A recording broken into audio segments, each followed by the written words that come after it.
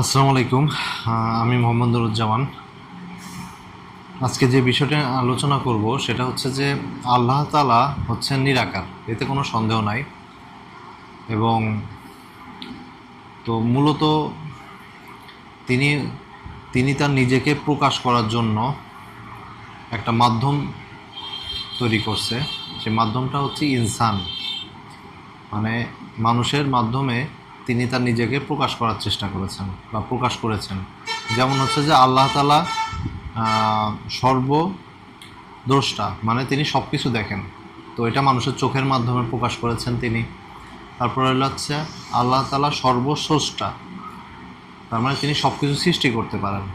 এটা হচ্ছে মানুষও যে সৃষ্টিশীল সেই জিনিসটা প্রকাশ করেছেন। আল্লাহ তাআলা সর্বশ্রোতা, শ্রোতা মানে কানের মাধ্যমে মানুষের প্রকাশ করেছেন যে তিনি সব কিছু শুনতে পান। তো এই যে আল্লাহর যে গুণাবলীগুলা, এই গুণাবলীগুলা একেবারেই প্রকাশ পাইতো না যদি এই জিনিসগুলো আমাদের না থাকতো বা আমরা কখনো ফিলই করতাম না। তো আমরা হচ্ছে আল্লাহর এই গুণাবলীগুলা মানুষ হিসাবে আমরা বহন করছি।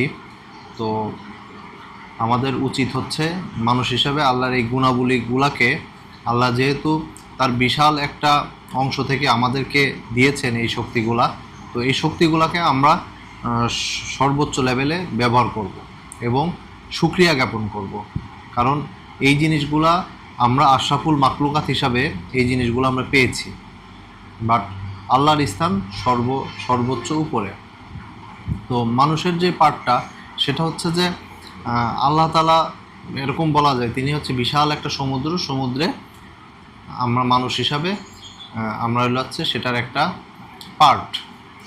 তো আমরা যখন এই আল্লাহর সাথে আমরা যখন ফানা হয়ে যেতে পারবো বা মিশে যেতে পারবো, তখন হচ্ছে যে আমাদের যে চিন্তা চেতনাগুলো আছে ওই জিনিসগুলা দেখা যাবে যে সব কিছু অনেক বড় আকারে প্রকাশ পাবে। বাট আমরা হচ্ছে আল্লাহর এই অশেষ নেয়ামতে আমরা ফানা হইতে পারি না, যার ফলে আমরা হচ্ছে আমাদের নিজেদেরকে খুবই ক্ষুদ্র পরিমাণে প্রকাশ করি এবং যার ফলে আমরা আমাদের অস্তিত্ব একটা সময় হারিয়ে ফেলি।